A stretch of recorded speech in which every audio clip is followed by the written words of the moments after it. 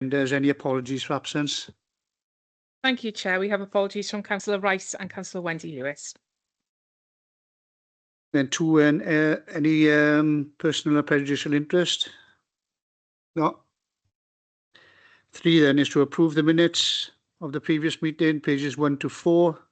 I'll go through the pages 1, 2, 3, 4. Yeah, minutes as a whole. Thanks a lot. And then 4 then is highway maintenance, the forward look 2025. So I'll ask Andrew if you want to kick this off.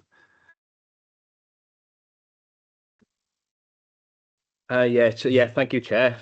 If you don't mind, I'll say a couple of words before I bring Bob in. So the report provides a comprehensive update on our on future methods and forward planning within our highways maintenance going forward. It touches on our continued efforts to improve materials, cost effectiveness, and sustainability, including looking at the potential of innovative trials and collaborations. I'm sure all members here have read the report, Chair, but it's all of these areas are aimed at extending the lifespan of our road surfaces and improving the service. The report also covers enhancements in routine maintenance practices, drainage management and the completion of the LED street lighting project. And as you will see, Chair, there is reference to a wide variety of methods in the report. In fact, one that caught national press is the excellent work being done at Swansea Uni. They're pioneering cutting-edge self-healing asphalt. The technology uses, well, Bob will correct me on the technology from most likely, Chair, when he comes in, but it uses tiny plant-based spores filled with recycled cooking oil. I think that's what it was. Yeah, I think so, yeah. That release and seal cracks when they form under pressure. And as I referenced, alongside Bob, we actually had the pleasure of meeting the professor and the team behind this cutting-edge technology. And I recall us saying if feasible, it would be a strong step forward to try that in Swansea using material developed locally on a local road as part of our wider commitment to innovation and sustainability. So just wanted to thank you, Chair, for putting this area forward for cross-party working as part of the SDC, and I think it's always worth exploring new methods wherever possible, whether they bring environmental benefits, practical improvements, or help us reduce costs. And I have to say, Chair, that it's great to have such a forward-thinking staff within our highways team, and I'll put on record thanks to Bob and every single member of our highways team across all the teams from the ground up.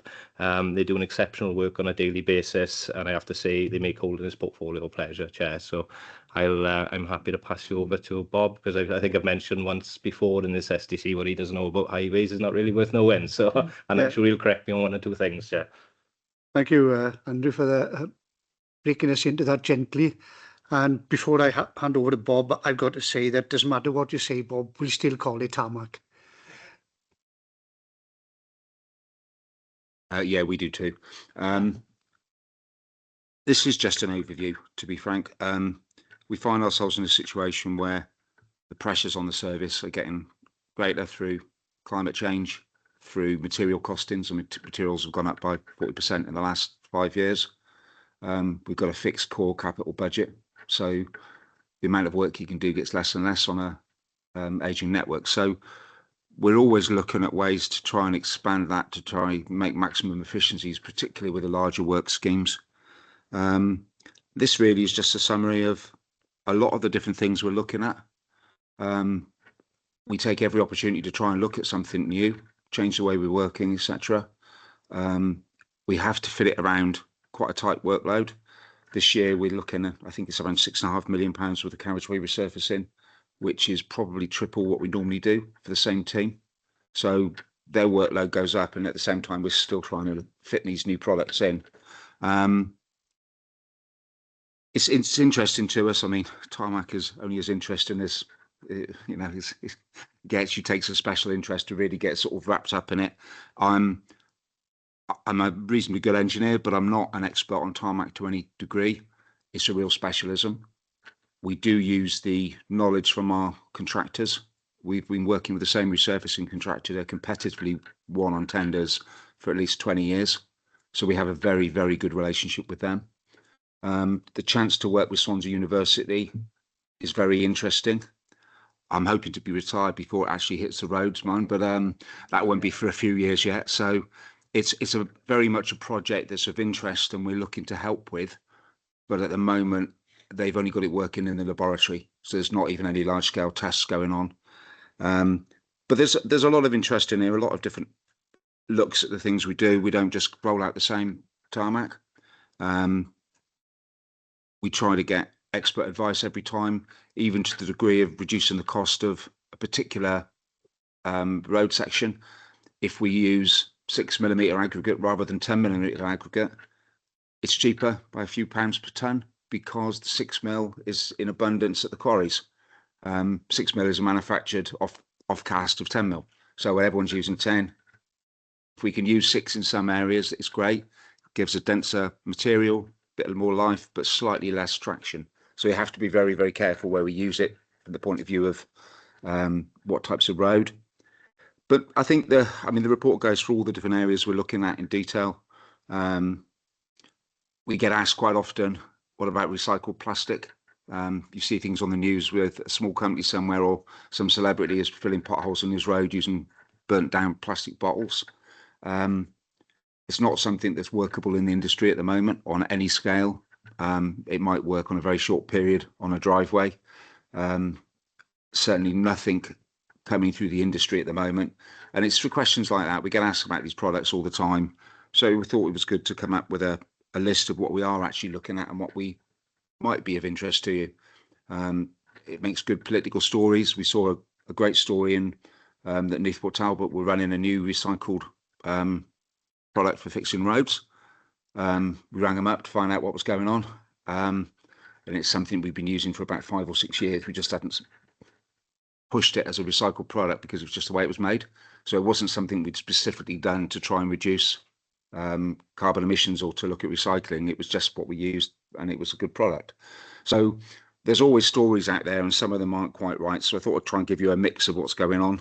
Plan maintenance stuff deals mainly with asphalt concrete, to give it its correct name. We use lots of different types. Typically on a road, we use something called a modified polymer asphalt, or SMA, which is a stone mastic asphalt. So you can get into quite a lot of detail. It's a slightly more expensive product than others use, but we find it gives us an extra year or two. So if the extra few pound per tonne of material works, particularly when you add all the traffic management and the inconvenience and the disruption on. So we tend to try and use high quality products. We've looked at trials previously. We did Morriston Roundabout by the motorway. That was using a new fibre reinforced product. It was the first time it'd been used on a major junction. We had help from the manufacturer, worked really well. It's starting to show a bit of wear. The difficulty is comparing it to what we would have done had we used normal products, which obviously we didn't. So it's only speculative as to how well it works in comparison. But I think we've got enough experience within the team and through the history of the network to work out what's working well and what's failing. So we tend to use engineers' experience on that. We keep our eyes open for others. Welsh Government are doing trials at the moment on a particular material, and our contracted supplier for resurfacing has basically said that they think it might be a very good product for us because of the way it works. It's certainly working well on the trunk road network, but again, with all things highways, got to be careful because it's a long-term problem or solution. So we might have a product that seems to work very well, and 4 years down the line, you find out that it isn't working well and you've used it everywhere. So we are very, very slow to look at. We're quick to look at them, but slow to take them up in detail. It shows through various issues, the difficulty we're having with costs. So the amount of servicing we can do. The report then goes on to sort of routine maintenance. Some of the stuff we're doing there.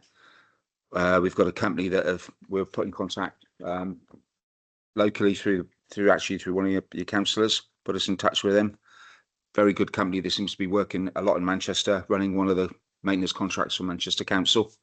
They use a specialist treatment that we're looking at bringing it in, do a trial, compare it to some of the other methods we've got, and which one works best we may keep. So it could be a bit of investment in capital, but same budgets, no extra. We're just trying to stretch what we've got out. The particular advantage of that product, which is down here, is thermal repairs, is it gives a very, very neat finish.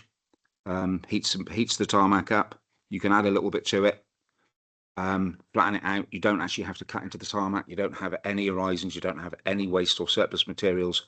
It can reshape the road a little bit. So if you've got issues with a gully that's missing water, you can heat it up, reshape it slightly, and get the water to go into the gully without digging it all up and without relaying it. So there's some real potential savings on there, but at the same time, methods we use at the moment are very quick.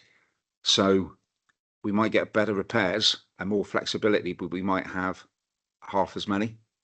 So it's all about balance again. I think to say this every time I come here. But we're looking through those. That goes through all the issues with maintenance, the different materials. We've got a new pothole material under trial. The product we've been using for the last 6 or 7 years has been a market leader by a country mile. We think we've got another product that will give us, if not the same sort of resilience, but certainly gives us a backup should we have problems with supply, which we have had before, bearing in mind that a lot of the materials for it come from Eastern Europe. So again, not all about efficiencies or improvements. Some of it is about resilience and about looking at where materials come from. We mentioned our drainage team because this is additional funding that was given to us, starting off with the ERF fund. It's been extended over the number of 4 or 5 years. It brings in an extra couple of gully tankers from an external firm.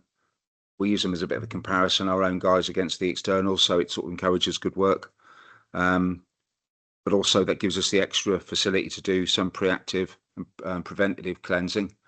So every time we get a wet weather warning or a Met Office warning for heavy rain, we've got a wet weather route now that includes certain drains in certain places that used to suffer really badly from flooding.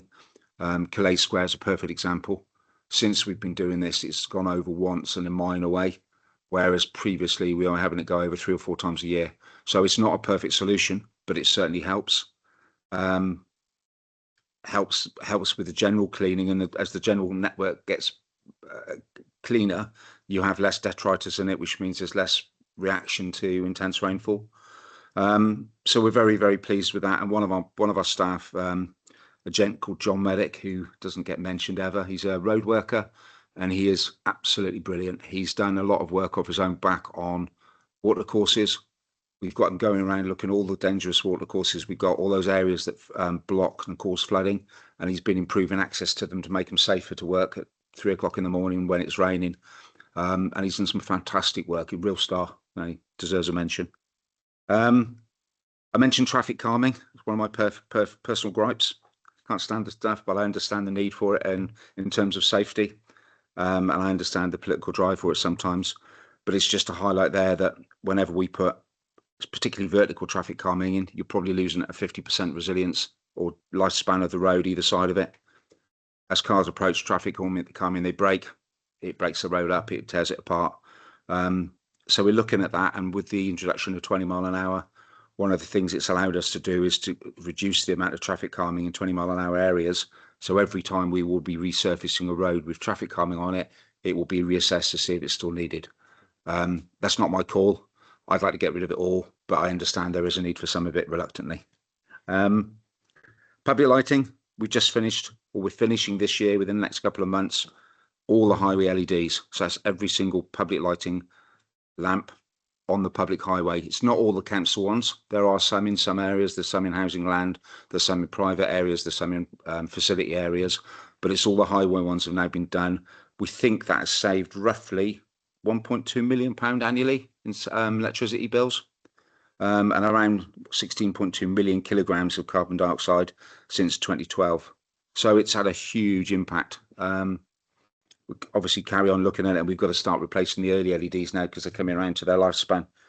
A couple of comments about the network management system. We've got very reliant on Welsh Government for that. We want to put a ahead and change and update ours, but we can't do it until Welsh Government have made a decision on streetworks. That will be a national thing. We really want to comply with that, and we don't want to have two systems. Last thing I want to mention is the Weed Hotspot team, which we're really grateful for. We've had funding for the last few years, independent, year on year. We've got a lot of support for this, and the small team of 5 men and a supervisor that go out answering to councillor queries. We feel they do a very, very good job. He can't, on his behalf, he can only do hotspots. He can't do whole roads. He can't do all the issues we've got with weeds at the moment, but he will try and help you wherever he can, and they're very good. That's a quick overview. Happy to talk details of tarmac construction if you want to, or more information about this Swansea University trial, or anything else in relation to that. So I work with Swansea University. I work with our contractors. Happy to take questions. Yeah. Andrew, you want to round it off here? Yeah, just slightly coming in from Bob there. I would say we were cautious in our take-up rather than slow, Jay. So, you know, definitely quick to trial and quick to look at certain methods, which, as Bob outlined with against other authorities, we're doing where perhaps people, the public generally don't know that we are looking at these other different areas of improving what we do on our highways across the board, and again on comparing with other local authorities in Wales. I took what Bob just said there as we are leading the way in Wales in terms of our highways maintenance infrastructure. So I just want to add that. Yeah. Anybody? No. Mike, I thought you said you wanted to come in, and we don't want to talk about potholes now, right? On your street, talking potholes in general. Yeah, it's just really what I wanted to know, Bob, was I know great source of 24-hour pothole response team, but are these area have we got highways inspectors who go down checking that what's been done is standard to, you know, and it's gonna work? Because there are issues where they will do a bit of work. I know Paul said in his area as well, where they will do a bit of work today, and the following day the work's been done has been all broken up and all the stuff has come out. I just wonder whether you have got sort of inspectors that go around checking the routes to make sure that the work required to make sure that work is going to be set properly, is done properly.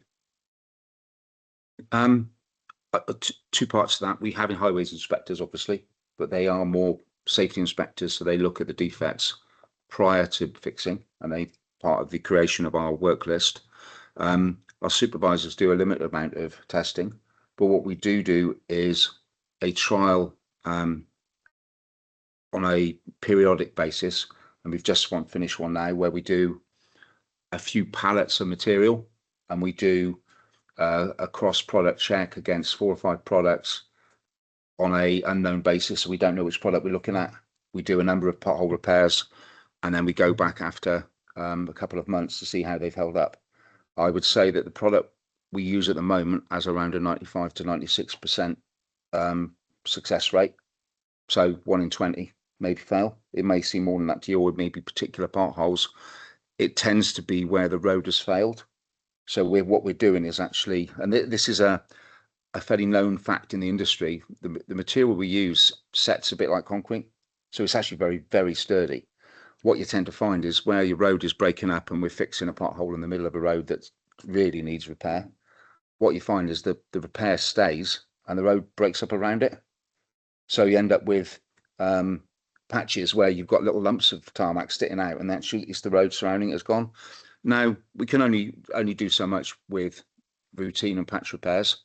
There will be some that fail because of springs. I know of a couple where you have water coming up from the bottom of the road. We'll fix those 2 or 3 times before it becomes certain it's a longer issue. We work with Welsh Water to try and work out if it's an issue with them, and then we might have to excavate the road and put an underground pipe in to pipe the water away to try and do fixes. So there can be lots of different reasons.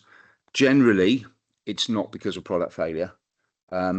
It's pretty rare that it's due to the workmanship, because it's not a great deal required. we see videos of our men throwing the stuff in a hole, jumping up and down on it with their boots and walking off. And that's actually the advised process, because the material itself isn't tarmac, it's water activated, it's got a chemical bind to it, so you don't really need to compact it much. Generally, they'll run the vehicle wheels over it to compact it. It's not neat, but it is extremely durable. So maybe 1 in 20 fail, but no more than that. Okay. And we do sample testing sometimes on certain teams. Okay, thank you for that. If I can just ask about paragraph 9, when you got material trials, you've got traditional asphalt there at 180 degrees, and that's what we see on the roads. We just see steam coming up and you're doing your job. We don't know what you're using, obviously. So can you tell us a bit about, you're doing the 180 degrees, which obviously we want to get away from. And then we've got the half warm, and then you've got the 100-degree one. Could you just explain a bit more on that? And then obviously I got I must have read paragraph 13 about 4 or 5 times about Swansea University. Is that then with the thermal repairs? Is that what they're trialing, or is it completely different? So there's the only 2 I got at the moment. Okay. First one with material trials. We've been using warm mix on and off for a couple of years. It was originally a little bit more expensive. And by warm mix, to explain it, normal tarmac is made at 108 degrees. So there's a lot of energy used to heat the tarmac up to get it to bind. That is obviously quite a big carbon producer. It fractures the material of the concrete, the actual chemical composition of the concrete with the heat. So the cooler you can make asphalt work, and the cooler you can put it together and build it into a material, the longer it should last, because there's more structure left within it. It's the heating of it up and getting it to bind was always the original problem. So now they found additives that will supplement the binding, but without the heat. So the 140 mil stuff is 140 degree stuff is what we use occasionally at the moment whenever it's suitable. There's no additional cost, but we are saving 40 degrees of heat per ton of asphalt concrete. That material is also slightly more workable. What happens with 180 degree tarmac, you put it in the back of a lorry and take it to site and it cools down really quickly. We have heated beds on our lorries, so the lorry bed is warmed, and we put tarpaulins over them to try and keep the tarmac as warm as possible. But you will lose heat. When it starts at 140 degrees, it's a much less temperature gradient between the tarmac and the outside world, so it doesn't cool down as quickly. And that gives the tarmac a bit more workability time, which means it's easier to use, and it doesn't stiffen up quite so quickly, which is great. There's no real detriment we've found to quality or repair type. And theoretically, going from laboratory tests, you could get an extra 2 to 3 years of durability on it. They tell us 10 to 12 years for a typical SMA. So you could be getting 12 to 14 using a warm mix.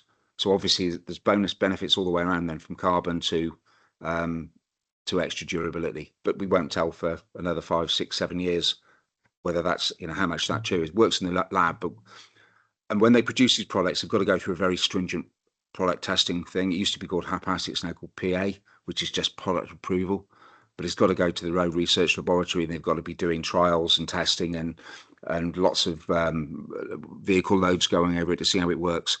The stuff half warm, very, very new.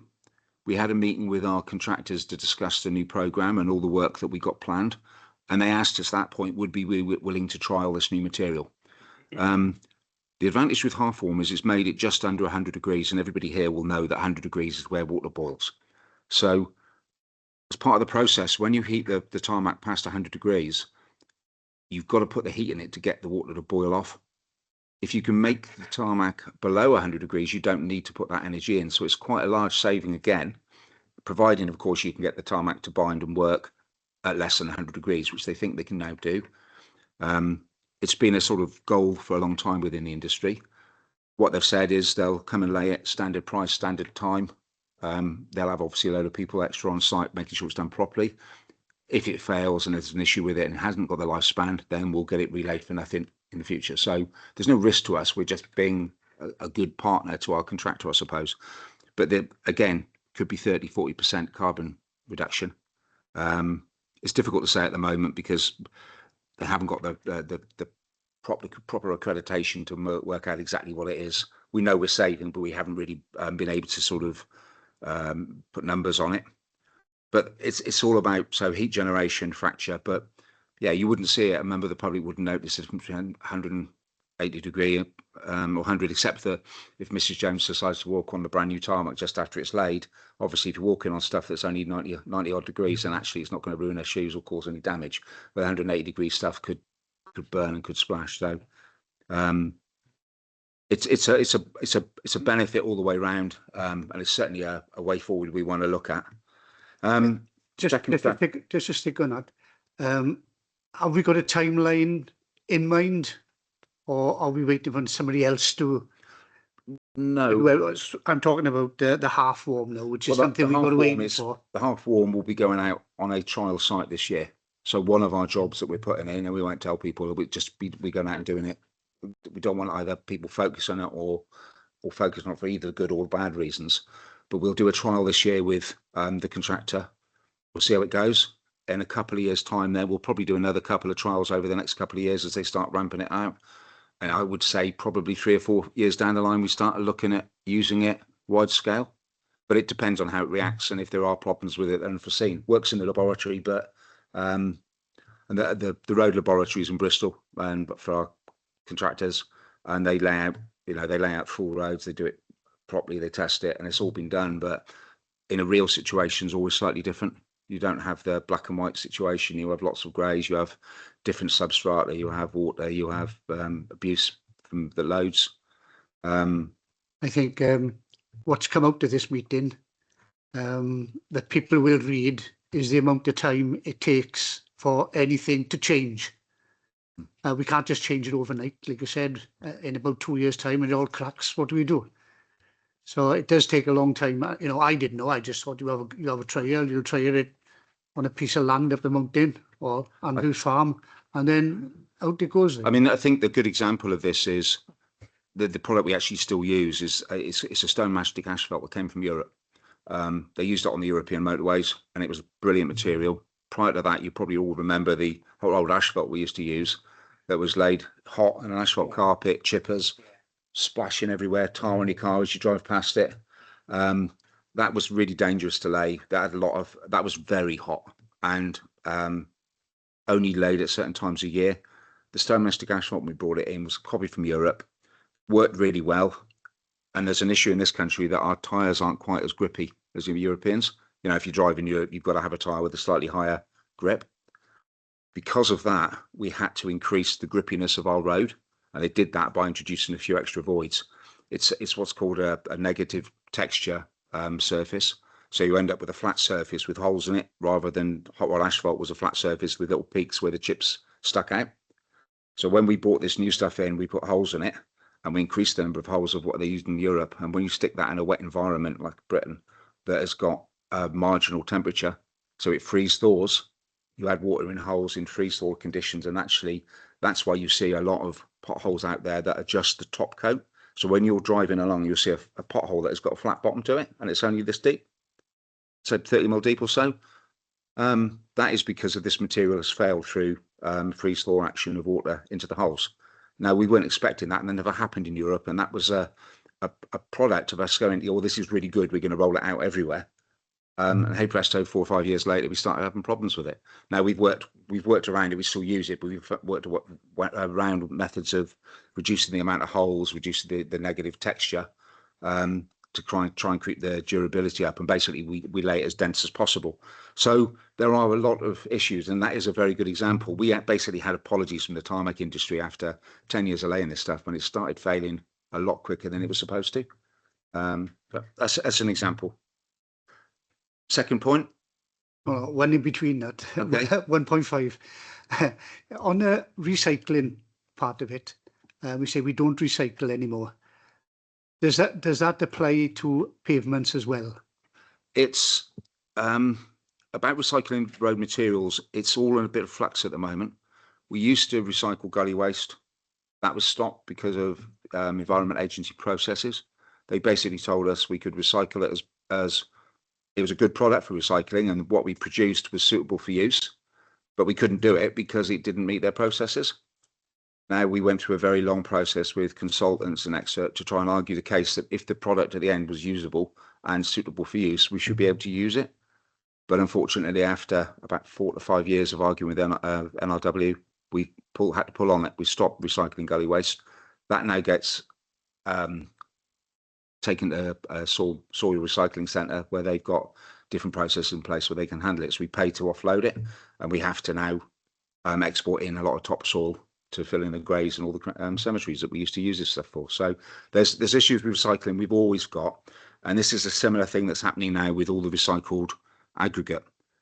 Up until recently, we've recycled around 95% of what we produce. So if it's a pothole, you dig it up, you cut it out, anything that's there comes back to our recycling yard. That's added to a load of waste from building. So they bring bricks back, bits of concrete, anything non-reinforced. We have a crusher that produces it, a sub base that goes back into footpaths. Now we're in conversations at the moment with NRW about continuing to do that. They've done some testing and some of our samples had high doses of phenols in it, which is the original sort of tarmac material. They're not very pleasant materials, and we had samples that were too high. We're going through an argument to say that actually we're only supposed to test once every 500 square meters, and they were testing effectively wanted us to test every pothole, which you can't do chemical testing on every bucket of tar we dig out of the ground. So it's a bit of an exaggeration I'm giving you, but it sets the scene. We're working with them to try and improve things, and we're hoping to carry on doing this because we've given out hundreds of tons of regulated, perfectly suitable subbase to different people over the years, all under license with NRW, and now it's been questioned whether we can carry on doing it. So if we can't, that goes to tip and we have to buy fresh material in. So it's a bit of an issue for us, and it's not actually what that paragraph's about, but yeah, side issue that I hadn't mentioned.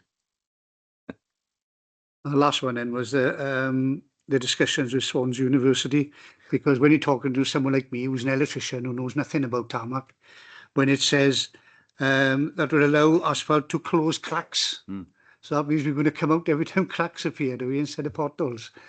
So, Tarmac have a pothole in it, it will form cracks first.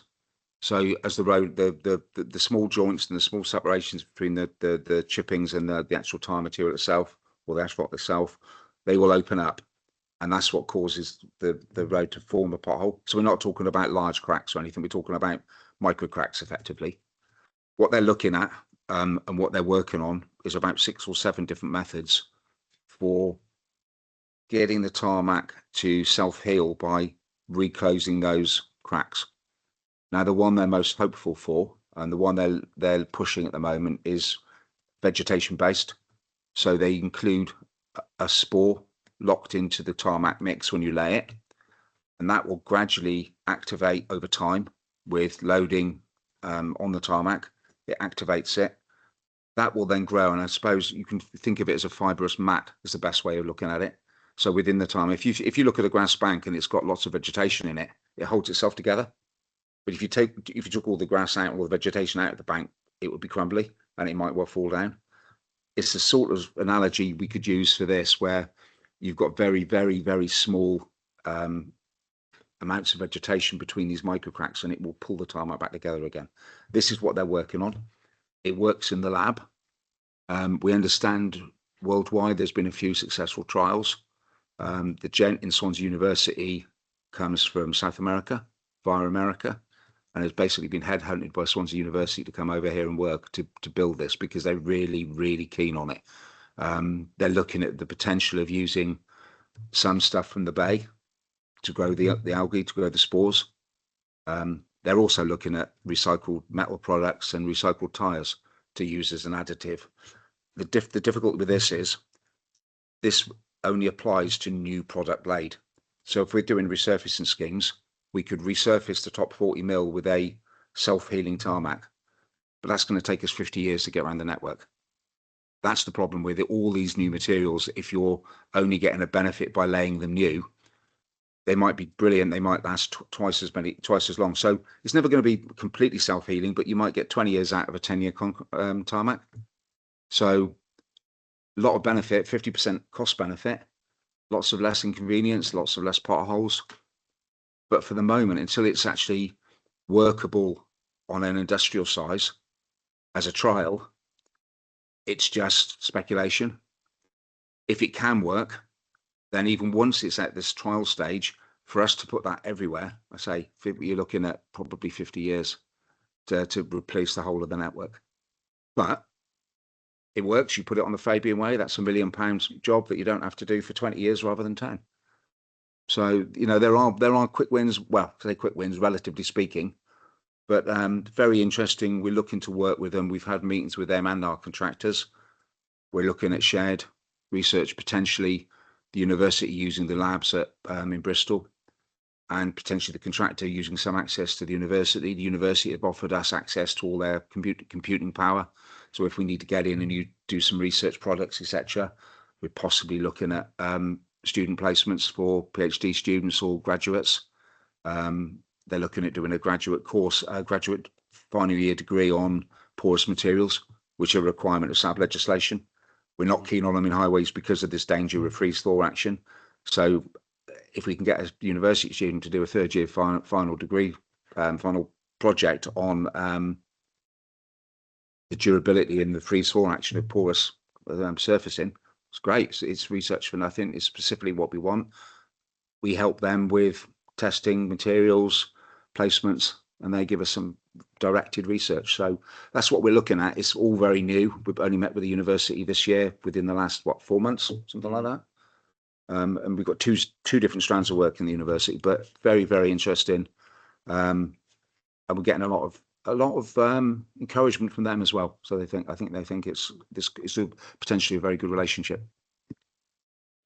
Thank you for that, Bob. That's very exciting. It's very exciting for me, but with you, it's very slow because this will take years, not months. Yeah, but it'll be good to see how those experiments go on.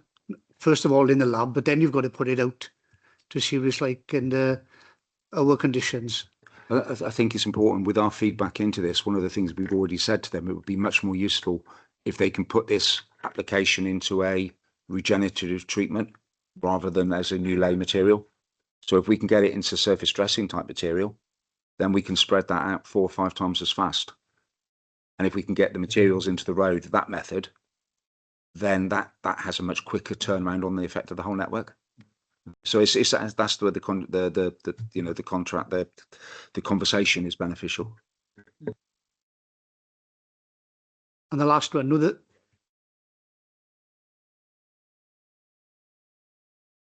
I can see your hand up. The little hand is up, right? Yeah, thank you, Chair. I was a couple of minutes late arriving at the meeting, so I'm not sure if this was covered earlier on. But we've got some concrete roads which offer challenges which are different to what you might describe as traditional. I heard a bit about the tarmac, not being tarmac, etc., but I'm not sure what the word is. But the concrete roads have to be maintained in a different way, and potholes have to be dealt with in a different way.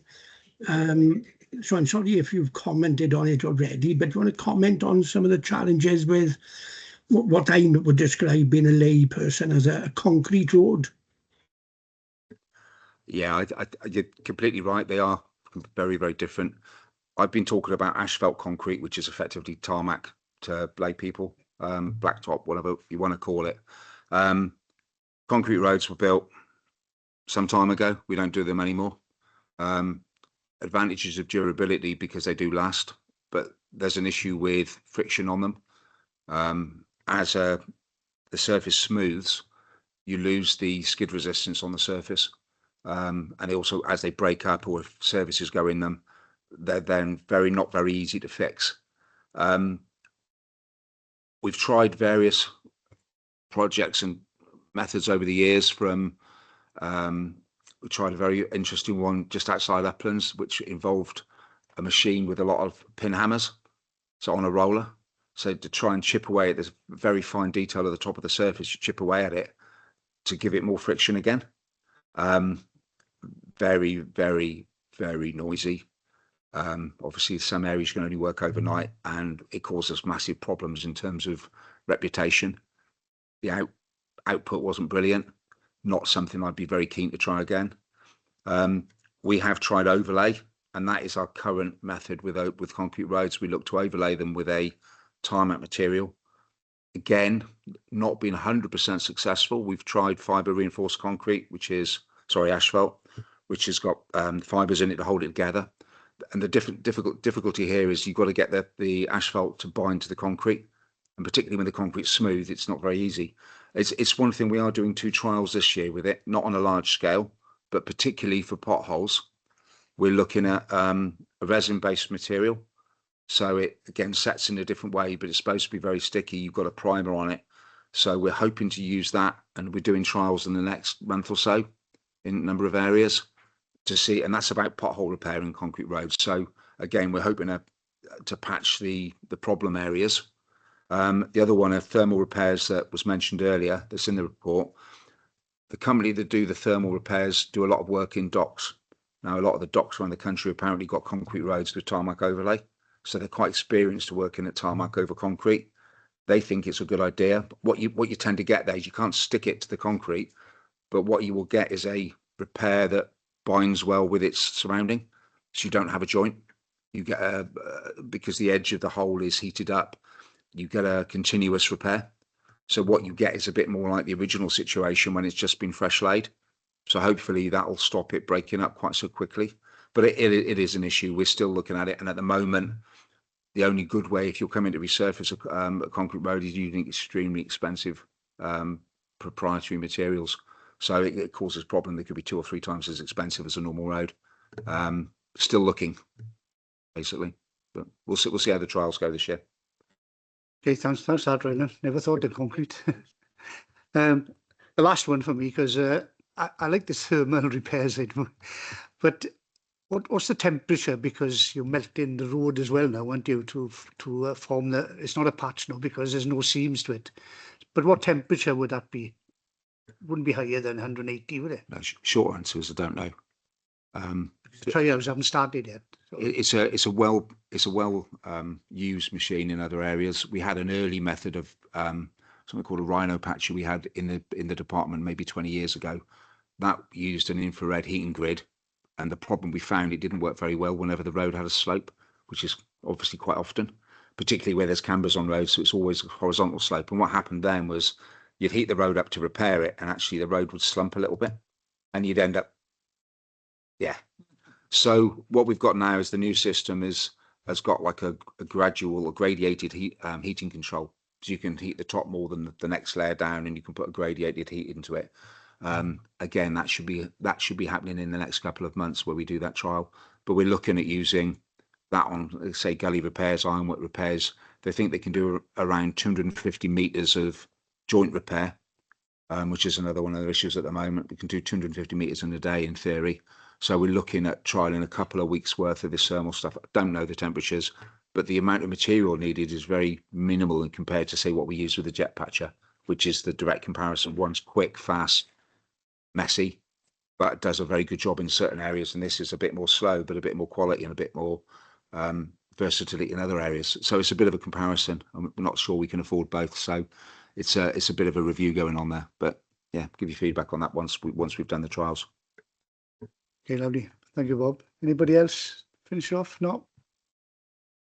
Once again, Bob, thank you very much. We came in as laymen and we've gone out as professional, I won't say tarmac and upset you, but asphalt layers. Yeah, so I suppose I'll keep up to date with Andrew, because I wouldn't mind you coming back, maybe not this year, next year when the trials are done, to see how they go in and then how we move forward with them. Innit? That's the main thing. It's no good saying we're going to move forward and we haven't got the money to move forward. Yeah, thanks on that one. Yeah, I'm sure we can play up by ear anyway. Chair, as I said, we're obviously take a cautious approach in terms of any things we do take on. But I just want to put a record again. My thanks, as you can see, what I said at the start in terms of the work, the knowledge Bob has and his entire team as well, across a number of the different teams from lighting, drainage, highways maintenance is phenomenal. And I think to thank you, Chair, for giving us the opportunity to get across a lot of the things that I see as cabinet member, but maybe not only do you as councillors see, but or hear of, but the general public anyway, and the work that goes into our highways maintenance programme and the potential new methods and stuff that we're doing. So just wanted to thank you and all the committee for the input as well, Chair. Thank you for that, Andrew. No more questions. Okay. Once again, Bob, thanks a lot. So we go on to item 5, which is the work plan. You've all seen the work plan. We'll stick to it the best we can. If it changes, it'll be the cabinet member changing it, not me. So it all depends when the reports are ready, they'll slip in, and then we'll go through it the best we can. So we're all happy with the work plan? Okay. Thank you very much. That's the end of the meeting. Thank you. Wi-Fi didn't